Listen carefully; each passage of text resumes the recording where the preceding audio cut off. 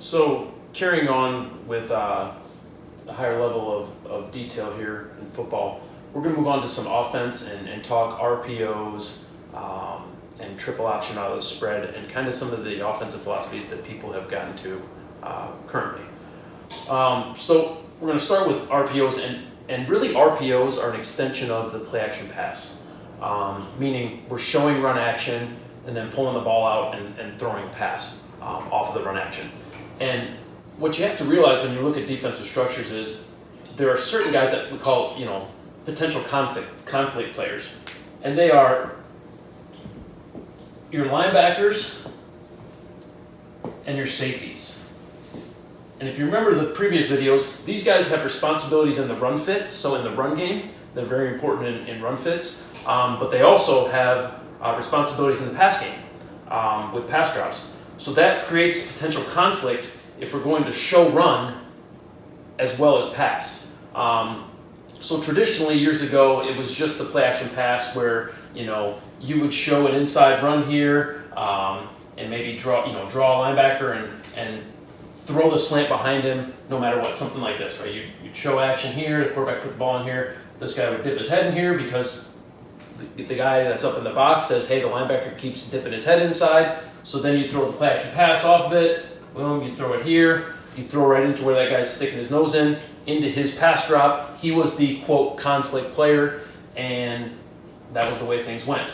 Well, now, but the disadvantage of that was, let's say one time the fake wasn't very good, and the tackle picked his head up a little high and didn't show run action as well as you wanted him to, and this guy keyed in on it and said, oh, it's pass, and he sits in his drop the time that you have the pass called. Now you're either throwing an interception or your quarterback's eating it or you're throwing it away. So offense is kind of graduated to the run-pass option. And what that would be, and I'll draw a simple kind of run-pass option here. There's a million different ways to do it. Basically, we want to put a defender in conflict and show him run as well as run a pass. And now we have the option, based off of what he does, to either hand the ball off on the run or throw the pass where he's supposed to be. So what I drew here was this is a hash mark. So I drew a tight end with a flanker here into the boundary. So I put the strength of my line into the boundary, but I put the strength of my receivers here, 2 wide receivers to the field. And this team, I went with a 40 under look.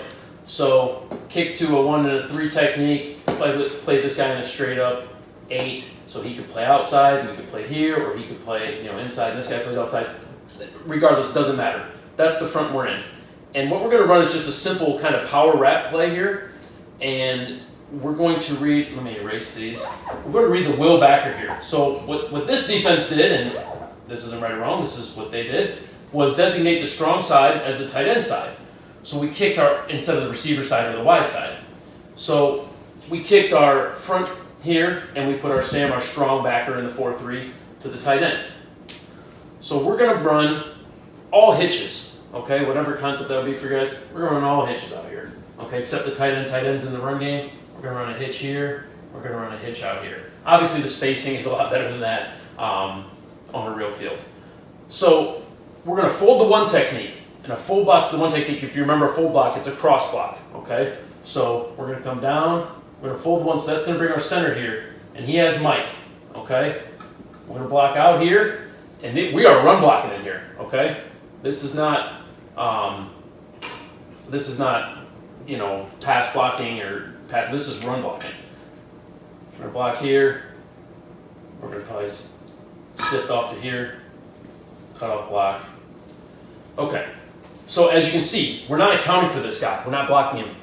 So we can either block him, read him, or leave him. We're reading him, okay? Now, quarterback's going to take the ball. He's going to put it out in front of him like this. And his eyes are going to go to that front side, outside linebacker, the Will Backer here, okay? If Will sticks his nose in here,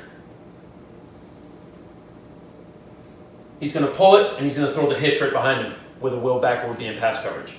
If the Will Backer sits soft and plays pass, he's going to hand the ball off here, and we got a back one-on-one with the safety. That's an example of a run-pass option, okay? A very simple example of a run-pass option, okay? Another thing offenses are doing now, and we're going to go over later on people say, well, how the heck are you supposed to defend that? There are things you can do. We're going to go over that in the next video on kind of modern defenses and how we defend this. But that is an example of a run-pass option. Triple option. Okay, and a lot of people are doing this as a quote run-pass option, but this is actually triple option out of the gun here.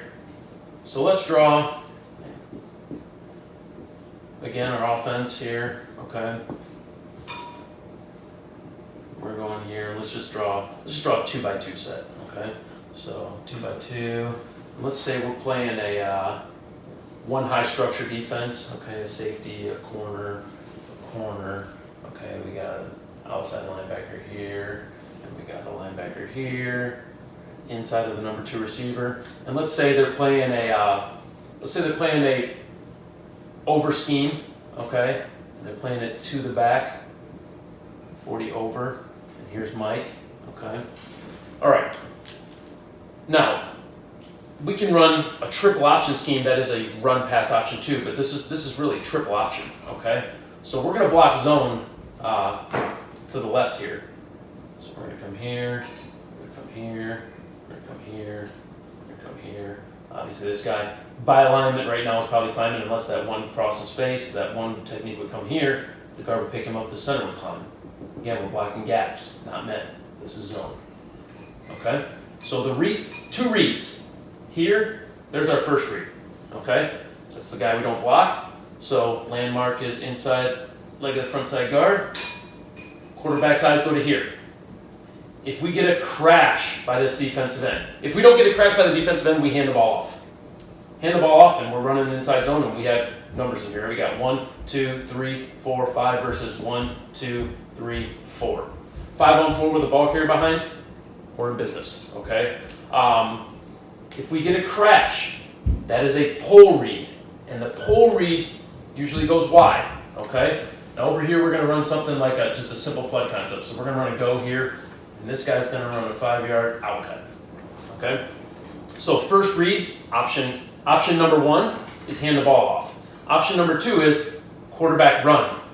Option number 3 is throw the out cut. And some people would say this can even turn into a quadruple option. If you watched Auburn a few years ago, they would throw the fade here. The corner started to get nosy to this. He'd pull it, and the guy would be standing there backwards, 40 yards down the field, catching the ball with nobody around him. So quarterback pulls it, option 1's off. He looks to run. Read number 2, linebacker. Linebacker comes, he's the flat player, throw it to the flat. If you were playing a team that was trying to rob this schematically, and the corner was jumping here, he could potentially turn into read number 3, okay? Chuck the ball, all right? So that is a triple option out of the gun. Again, another run-pass option. You're basing it off the action of the defenders, but it actually is just triple option football. That's what it is. All right. Good. So I hope you guys, that helps a little bit understand the idea of a conflict defender and how you put them in conflict with run action combined with pass action and making him have to make a choice as to what he wants to do. Can't do both of them. Thanks.